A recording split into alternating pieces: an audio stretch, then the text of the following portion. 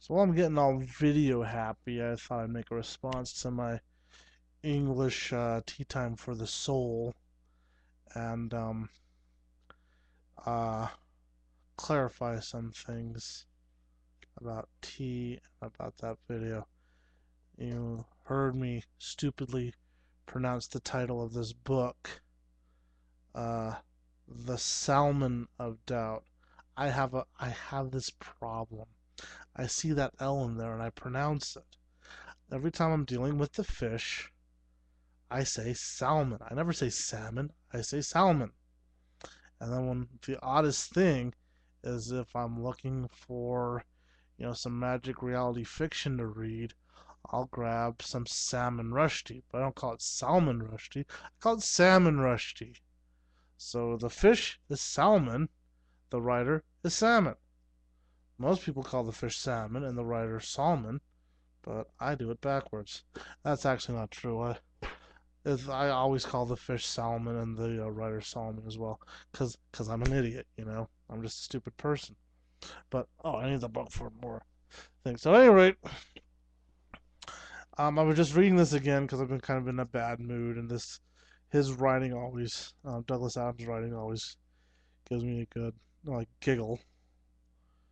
Plus, there's a lot of things that he talks about that I can relate to.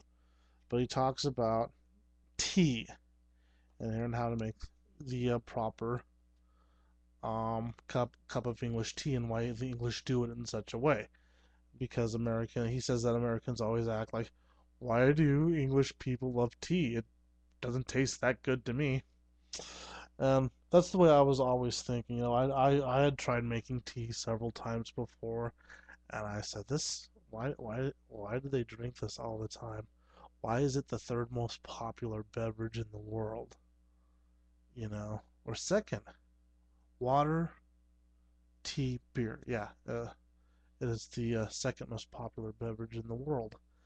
And uh, I watched the movie of The Hitchhiker's Guide to the Galaxy, and one of the main goals of Arthur Dent was to get a cup of tea. And when he finally gets it, he has like a tea-gasm with it. He's like, "Oh, come on, that's lovely." I'm like, no one would ever react that way to tea.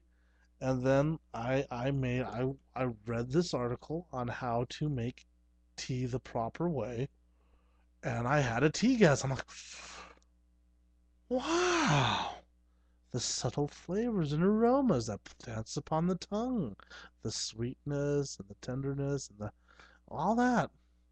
Just it was amazing. It was amazing, and every time since then, and I mean, I'll do it with green teas. With green teas, I'm not so big on because I do them very pure. Just let it's just tea and sugar. I'm not really big on that.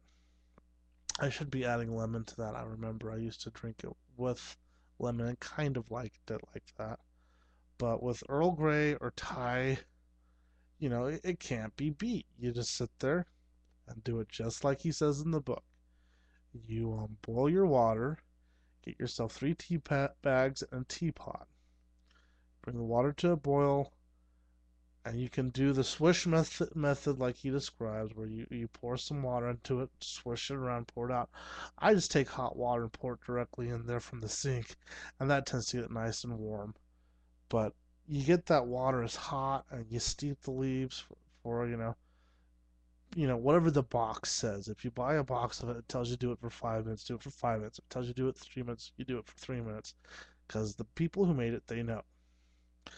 And yeah, you just make your milk and sugar in the cup, and oof, it's wonderful every time. But what's funny about it is tea isn't unpopular right now. You'll see people going around. Starbucks is now selling more and more tea, and tea is kind of becoming this, the new cool. But you'll see people be carrying their mugs with a little tea bag hanging out, and Douglas Adams even talks about that. I didn't even prepare to say that, but he even talks about people who do um, the single bag in a cup. What is it that he says?